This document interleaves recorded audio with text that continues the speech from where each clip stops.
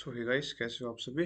अभी जो next example है हमारा, एग्जांपल हम कंटिन्यू करा रहे थे ग्रुप एक्शन में। सो जो next example, I think this is example number 4। तो एग्जांपल ये है कि आप जी को डी एन ग्रुप मान लो, dihedral group over the N regular N gon. ठीक है, जो हमारे डी एन की डेफिनेशन है हम उसमें मानते हैं कि जो कार्डिनैलिटी ऑफ डी एन है वो 2n है। कई बुक्स में इधर डी एन की बजाय D2n वर्ड इस्तेमाल करा देते हैं ड्यू टू कार्डिनैलिटी। बट हम इस्तेमाल कराते हैं डीएन को यूजिंग कि भाई वो एन वर्टिसेस पर regular polygon with n vertices पर एक्ट हो रहा है वो। ठीक है, अब G equals to D n है, जो ए सेट है हमारा वो वर्टिसेस के हमने नामकरण कर दिया 1 2 up to n. N cardinality का ये सेट है। अब हमें क्या मैप डिफाइन कराना है। मैप कहाँ से कहाँ जाएगा, मैप जाएगा G cross A to A. Suppose उस मैप का नाम है फाई। अब डिफाइन कैसी है कि भाई, जैसे मैं आपको एक राइट हैंड साइड में रेक्टेंगल बनाता हूँ। जैसे मैंने रेक्टेंगल बनाया एक। ठीक है, चलो साइड का नाम है ए बी सी डी। अगर नंबरिंग करानी है, जो इसे वर्टिसेस है, मान लो 1 2 3 और ये 4। ठीक है, अब जो जी है, जी में क्या है, रोटेशंस या फिर रिफ्लेक्शन है, डीएन है अपना। अब वो इन जो वर्टिसेस वाला सेट है इस पर कैसे एक्ट करेगा। वही जैसे कोई भी, जैसे मैंने कोई एलिमेंट पिक करा, x बिलोंग्स टू जी। जी मेरा क्या है, डीएन। अब कोई भी रोटेशन कोई भी रिफ्लेक्शन क्या करता है, वो इन वर्टिसेस को परम्यूटेट तो कराता है। इन वर्टिसेस को परम्यूटेट तो कराता है। जैसे मैंने रोटेशन कराया, मैंने रोटेशन बाय 1 क्लिक। तो 1 क्लिक वाला रोटेशन क्या करेगा, 1 क्लिक वाला, अगर मैं सभी को मान लो कि मैं क्लॉकवाइज करा रहा हूँ, तो 1 क्लिक वाला क्या करेगा, 1 क्लिक वाला 1 को भेज देगा 4 पे। ठीक है, 2 को भेज देगा वो 1 पे, 3 को भेज देगा वो 2 पे, और 4 को भेज देगा वो 3 पर। 1 क्लिक वाला यही कराएगा। तो मतलब हर जो एलिमेंट है डीएन का वो एक्चुअली क्या करा रहा है, एज अ परम्यूटेशन एक्ट हो रहा है किस पर, सेट ए पर। तो उसी वे से अब हम ग्रुप एक्शन भी डिफाइन करा देंगे कि भाई फाई जो है वो एलिमेंट पिक कराएगा जी क्रॉस ए से, सिग्मा कोमा आई पिक कराएगा। अब सिग्मा को एज अ परम्यूटेशन देख लो ऑन ए, और उसकी इमेज क्या दे देगा, वो सिग्मा आई ही दे देगा। This is the group action. ठीक है, इसको हमने बताया भी था जब हमने एग्जांपल्स डिफाइन कराए थे। ठीक है, अब हमें इसके लिए क्या निकालना है, हमें कर्नल निकालना है, स्टेबलाइजर और ऑर्बिट निकालने हैं। तो वन बाय वन देखते हैं। सबसे पहले क्या है, कर्नल।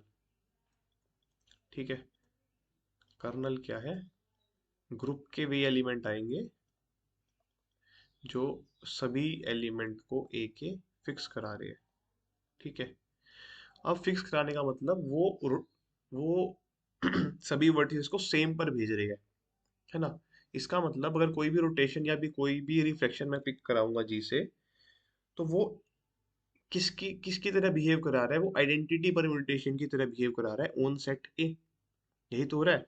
बट ऐसा तो सिर्फ सिर्फ एक ही वो आएगा ना, आइडेंटिटी आइडेंटिटी वाला एलिमेंट जो ये काम कराएगा। अगर आपने कोई भी रोटेशन पिक कराई या फिर आपने कोई भी रिफ्लेक्शन पिक कराया, ठीक है, जो कि आइडेंटिटी एलिमेंट के इक्वल नहीं है, तो वो एटलीस्ट एक वर्टेक्स को तो, एक वर्टेक्स तो ऐसा मिलेगा जिसको वो फिक्स नहीं कर पाएगा। There exist at least one vertex, है ना, ई note, okay, one vertex, one vertex, बेटा से, there exists at least one vertex which is not fixed by known identity element, है ना। ये बाई ज्योमेट्री देख पा रहे हैं हम। तो इसका मतलब सिर्फ, और बट आइडेंटिटी तो हमेशा कर पाएगा, तो इसका मतलब कर्नल में सिर्फ और सिर्फ आइडेंटिटी आ जाएगा। इसका मतलब जो ये एक्शन है फेथफुल बन जाएगा, है ना, क्योंकि हमने रिजल्ट प्रूव कराया था इफ एंड ओनली इफ वाला। अब अब स्टेबलाइजर कैसे डिफाइन कराएंगे भाई।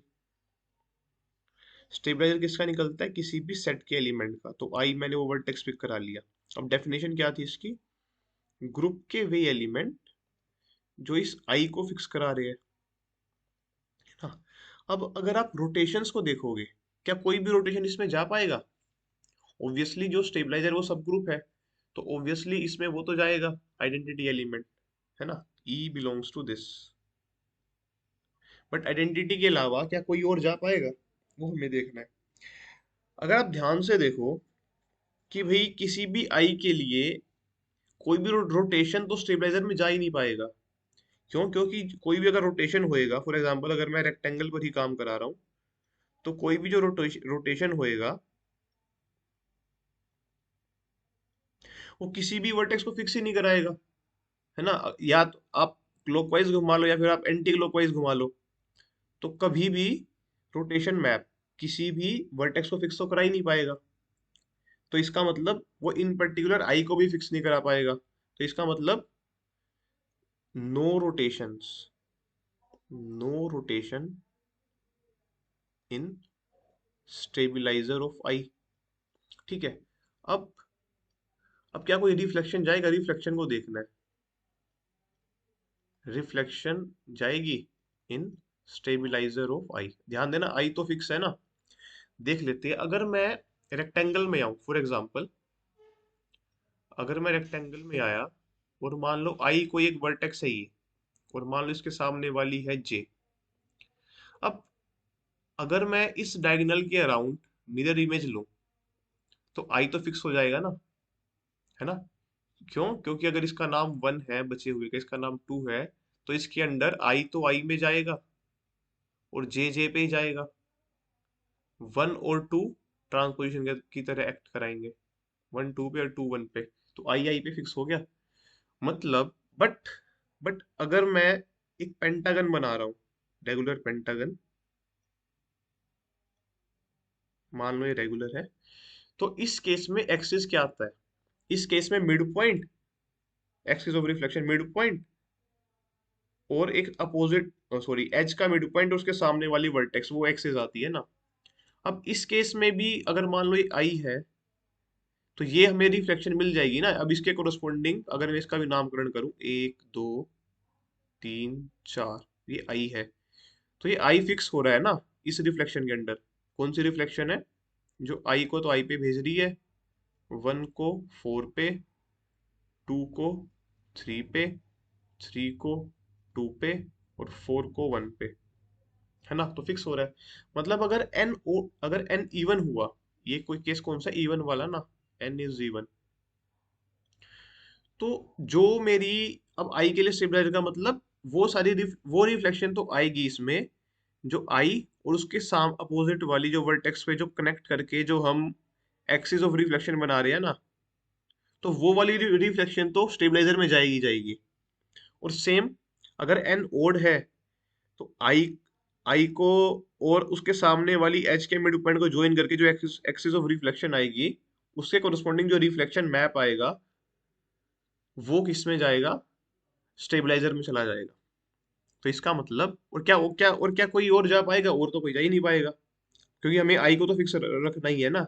आई को फिक्स, रोटेशन तो रख नहीं रही, और रिफ्लेक्शन में भी बस कौन रखेगा कि एक्सिस उससे पास हो रहा हो, उस वर्टेक्स से। तो इसका मतलब कि अगर एन हमारा इवन हुआ, सॉरी अगर एन फर्स्ट मान लो ओड हुआ, तो उसमें स्टेबिलाईजर ऑफ आई क्या आएगा? आइडेंटिटी तो गया ही गया, क्योंकि सब ग्रुप है। और उसके बाद क्या आएगा? रिफ्लेक्शन आएगा। सिर्फ एक ही रिफ्लेक्शन आएगी, reflection whose axis is the line joining line segment joining vertex I and midpoint of its opposite side, ये आ जाएगा, है ना। मतलब अगर एन ओड है, तो स्टेबलाइजर ऑफ आई की कार्डिनलिटी सिर्फ और सिर्फ टू आएगी, फॉर ऑल आई इन ए। ठीक है। अब अगर एन इवन हुआ, तो भी दो ही आएगी, है ना। अगर एन इवन हुआ तो स्टेबलाइजर में क्या आएगा अगेन, ई तो जाएगा जाएगा, इसमें रिफ्लेक्शन क्या आएगी, reflection whose axis is the line segment, line segment joining I and its opposite vertex, ये आ जाएगा। और इस केस में भी स्टेबलाइजर ऑफ आई की कार्डिनलिटी क्या आएगी, टू ही आएगी for all I in A. Simple, तो स्टेबलाइजर तो निकाल दिया हमने। अब क्या बचा, रोटेशन बचा, सॉरी ऑर्बिट बचा। अब orbit of I by definition क्या आएगा, G dot I such that G belongs to D N. यही तो है भाई, जो आई है वो ग्रुप एक्शन में कहाँ, ग्रुप एक्शन के अंडर कहाँ कहाँ वो ट्रेवल कर सकता है। ठीक है। अब अगर आई इधर फिक्स है, उसके लिए मुझे ऑर्बिट निकालना है, तो अब रोटेशन मैप को देखो, रोटेशन मैप। तो रोटेशन क्या करेगा, rotation by one click by two click वो आई को हर जगह प्लेस नहीं करा देगा। अगर आपने बाय वन क्लिक से रोटेशन करा, फॉर एग्जांपल अगर रेक्टेंगल ही है और ये इधर आई फिक्स है और बाकी ये वन टू थ्री है, मान लो मैं क्लॉकवाइज रोटेट रोटेट करा रहा हूँ, अगर मैंने बाय वन क्लिक रोटेट कराया तो फिर क्या निकल के आएगा, बाय वन क्लिक, तो इसके अंदर क्या निकल के आएगा, आई चला जाएगा वन पे, वन चला जाएगा टू पे, टू चला जाएगा थ्री पे, और थ्री चला जाएगा आई पे। मतलब आई वन पे तो चला गया ना ग्रुप एक्शन के अंदर। अब अगर मैं इसको टू क्लिक में निकालूंगा तो आई चला जाएगा टू पे, वन चला जाएगा थ्री पे, और टू चला जाएगा आई पे, और थ्री चला जाएगा वन पे। अगर मैं इसको बाई टू क्लिक निकाल लूँ, और मतलब आई मेरा टू पे भी चला गया। सेम वे में जो रोटेशन है ना वो आई को हर जगह घुमा देगी, है ना। मतलब आई हर ए के हर पॉइंट में ट्रेवल कर जाएगा। इसका मतलब जो ऑर्बिट है वो क्या आ जाएगा, पूरा सेट ए ही आ जाएगा, set of vertex, vertices, orbit. इसमें क्या है, ऑर्बिट पूरा का पूरा सेट ए निकल गया जाएगा। तो हमने कर्नल निकाला इसका, है ना, कर्नल यहाँ निकाला, कर्नल इसमें आइडेंटिटी आया। अब आइडेंटिटी आने के बाद हमने इसमें स्टेबलाइजर निकाला, स्टेबलाइजर की कार्डिनलिटी टू आ रही है सिर्फ, और जो ऑर्बिट आ रहा है हर एक वर्टेक्स का वो क्या आ रहा है, फुल सेट ए आ जा रहा है। ठीक है। ये तो हो गया अपने अब एग्जाम्पल। और भी आप कर सकते हो, बाकी आप कहीं और बुक से देख लेना, अच्छी अच्छी बुक से, डमिट एंड फुटे बुक है, भट्टाचार्य की बुक है, आई एन हस्टिन की बुक है, वहां से देख लेना।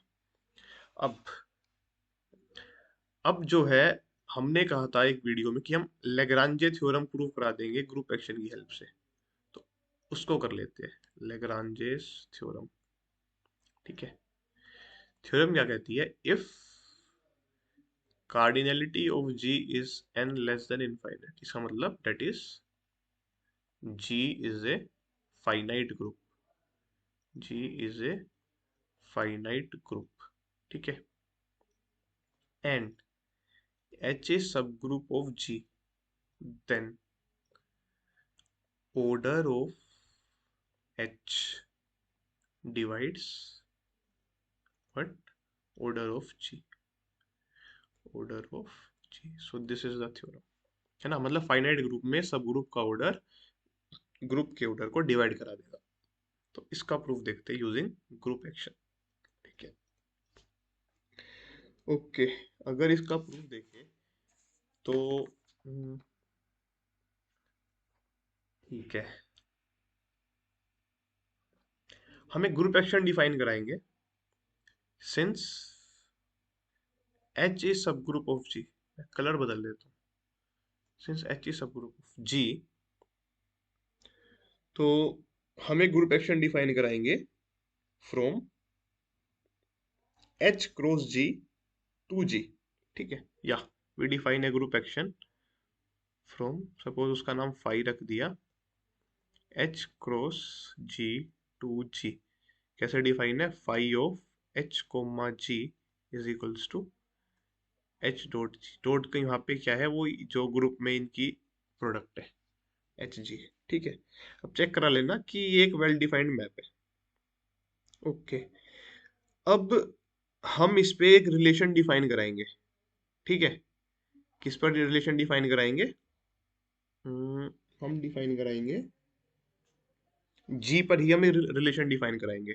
Define relation on G such that A is related to B if and only if there exists H in H such that B is equals to HA। ठीक है, ये रिलेशन है। अभी दो एलिमेंट रिलेट रिलेट करेंगे if and only if there exist, कोई एक element मिल जाए सब ग्रुप में कि मैं B बराबर HA लिख पा रहा हूँ। Now check that this is an equivalence relation. Homework your homework, equivalence relation. अब अगर इक्विवेलेंस रिलेशन है तो पार्टीशन आ जाएगी, पार्टीशन है तो क्लासेस आ जाएगी। तब क्लास ऑफ ए क्या आएगा? वो आएंगे बी जो ए से रिलेट करा रहे हैं, is equals to H A का सेट आ जाएगा such that H belongs to H, वो आ जाएगा क्लास ऑफ ए। और क्योंकि ये पार्टीशन है तो सभी क्लासेस डिस्टिंक्ट होएगी, so this implies that summation C L A की जो कार्डिनैलिटी है A belongs to G is equals to cardinality of G where summation varies over distinct classes। ये नहीं है कि आप क्लासेस को रिपीट करा दोगे ओवर डिस्टिंक्ट क्लासेस। ठीक है, ये तो अब हमें इक्विवेलेंस रिलेशन की डेफिनेशन से ही सब पता था। अब इधर ग्रुप एक्शन कहाँ आया वो देखते हैं। और अगर आप इसको ध्यान से देखो तो जो ये सेट बना है ना अपना, इसमें जो क्लासेस आ रही है एच ए, ठीक है, क्या ये ऑर्बिट नहीं है एलिमेंट ए का? है ना? नेक्स्ट पेज पे देखो कि भाई क्लास ऑफ ए क्या आया, वो आया H a such that H belongs to H. और किसी भी एलिमेंट ए के लिए जो कि ग्रुप का एलिमेंट है उसके लिए ऑर्बिट क्या आएगा? क्या आता है वो जी डॉट ए टाइप के सेट आते हैं ना, बट यहाँ पे H dot a such that H belongs to H, यही तो आएगा ऑर्बिट। यानी कि ये दोनों सेट सेम है। उधर जो उस इक्विवेलेंस रिलेशन से क्लास या फिर उस ग्रुप एक्शन से ऑर्बिट किसी भी एलिमेंट का, वो चीजें सेम आ रही है इधर। ठीक है, अब हम एक मैप डिफाइन कराते हैं। साई मैप हम डिफाइन करा रहे हैं फ्रॉम एच टू ओ ए। है ना, यहाँ पे ए क्या है? फिक्स है। नेचुरल वे से डिफाइन करा रहे हैं कि फाई ऑफ एच जो है वो एच ए बन जा रहा है। ठीक है अब आप चेक कराओ कि जो साई है is a well defined bijection, is a well defined bijection. ये करा लोगे आप चेक इजीली। अब अगर ये वेल डिफाइंड बाइजेक्शन है, इसका मतलब कि कार्डिनैलिटी ऑफ जो एच है वो कार्डिनैलिटी ऑफ ओ ए के बराबर आ जाएगी फॉर ईच ए इन जी। है ना? बट ओ ए तो मेरा क्लास ऑफ ए के बराबर है, यानी कि इसकी कार्डिनैलिटी क्लास ऑफ ए के बराबर आ जाएगी। ठीक है, for each same for each A in G, मतलब this implies that class of A की जो कार्डिनैलिटी है ना वही क्लास ऑफ बी की कार्डिनैलिटी है। यही तो हुआ इसका मतलब, क्योंकि ये रिजल्ट किसके लिए ट्रू है? फॉर ऑल ए इन जी, यानी कि हर क्लास की कार्डिनैलिटी सेम है। समझ रहे हो? बट जो ये वाली इक्वेशन थी हमारी, सॉरी कौन से वाली, ये वाली जो लास्ट में लिखी हुई है जिस पे अभी मैंने सर्कल करा है, इस इक्वेशन से क्या आएगा? बेटा से अच्छे सर्कल करता हूँ, ये वाली इक्वेशन देख पा रहे हो ना? अब यहाँ पे सभी क्लासेस की कार्डिनैलिटी सेम है क्योंकि फाइनाइट ग्रुप है। तो भाई मान लिया कि कुछ फाइनाइट मैनी क्लासेस है, distinct classes, so let we have k many classes, k many distinct classes, k many distinct classes. ठीक है, तो अब इधर से उस सर्कल वाले से क्या आ जाएगा, दिस इंप्लाइज दैट समेशन, दोबारा लिख देता हूँ, this is equals to cardinality of G gives k into cardinality of class of A is equals to cardinality of G, ये आ जाएगा, है ना। बट क्लास ऑफ ए की कार्डिनैलिटी क्या है, यही तो मेरी कार्डिनैलिटी ऑफ एच है। कहाँ से, इस पेज से, कहाँ लिखा था हमने, ये रहा, ये रहा, है ना। अब इसका मतलब, बट ये इक्वल किसके है, कार्डिनैलिटी ऑफ जी के। This implies that order of h divides order of g, and we are done। Algebra में ना लेग्रांजे थ्योरम एक चेक पॉइंट है, चेक पॉइंट की तरह ट्रीट होता है, और हमने उसको सिंपल सिंपल कैसे प्रूव करा दिया, ग्रुप एक्शन की हेल्प से। ठीक है, हमने कोई कोसेट्स भी डिफाइन नहीं कराए, और ये हमने लेग्रांजे थ्योरम प्रूव करा दी। हमने कैसे प्रूव कराया, हमने ग्रुप एक्शन डिफाइन कराया सबसे पहले। ठीक है, वो नेचुरल वे में एक्ट करा रहा है, एच की हेल्प से हमने ग्रुप एक्शन डिफाइन कराया जो जी पर एक्ट करा रहा है। अब ग्रुप एक्शन है हमारे पास, और हमने जी और जी पर इक्विवेलेंस रिलेशन डिफाइन कराया एच की हेल्प से। हमने इसमें से इक्विवेलेंस रिलेशन डिफाइन करा दिया, चेक करा लेना कि इक्विवेलेंस है। फिर हमने उसकी हेल्प से क्लासेस बनाई। ठीक है, अब क्लासेस की प्रॉपर्टी से उनका सम कार्डिनैलिटी ऑफ जी के बराबर आना चाहिए। बट बाय चांस हमने क्या देखा कि जो क्लासेस है ना, वही मेरी ऑर्बिट की तरह ट्रीट हो रही है। ठीक है, यहाँ पे एज अ सेट ही ये सेम बन जा रही है। फिर हमने सब ग्रुप से और हर एक एलिमेंट के लिए ऑर्बिट पर, उसके ऑर्बिट पर हमने मैप डिफाइन करा दिया जो कि बाइजेक्शन आ रहा है। वहां से हमने देखा भैया कि इनकी कार्डिनैलिटी ही सेम आ गई। इसका मतलब आप कोई भी ए पिक कराओगे, उसके ऑर्बिट की कार्डिनैलिटी और एच की कार्डिनैलिटी सेम है। बट ऑर्बिट ही मेरा क्लास है, इसका मतलब एच की कार्डिनैलिटी और क्लास की कार्डिनैलिटी सेम है। बट कार्डिनैलिटी ऑफ एच तो फिक्स है ना। आप इधर ए वैरी कराते जाओगे तो कार्डिनैलिटी ऑफ वो सभी की सभी क्लासेस की कार्डिनैलिटी एच की कार्डिनैलिटी के बराबर आती जाएगी, मतलब सभी क्लासेस की कार्डिनैलिटी क्या है, सेम है। फिर हमने उधर फॉर्मूले में पुट करा दिया उसको, उस इक्वेशन में, कौन सी इक्वेशन में, इस वाली इक्वेशन में पुट करा दिया। मान लिया कि हमारे पास के मैनी डिस्टिंक्ट क्लासेस है, तो उसकी तो इस इक्वेशन को फिर हमने क्या लिख दिया कि K into cardinality of class of A बराबर G. But class of A की कार्डिनैलिटी तो एग्जैक्ट है ना, कार्डिनैलिटी ऑफ एच के बराबर। इसका मतलब cardinality of H divides cardinality of G, and hence we are done. तो ये था लैग्रांज थ्योरम। नेक्स्ट वीडियो में कैले थ्योरम भी प्रूव करा देंगे ग्रुप एक्शन की हेल्प से। ठीक है, so this is the end, thank you for watching.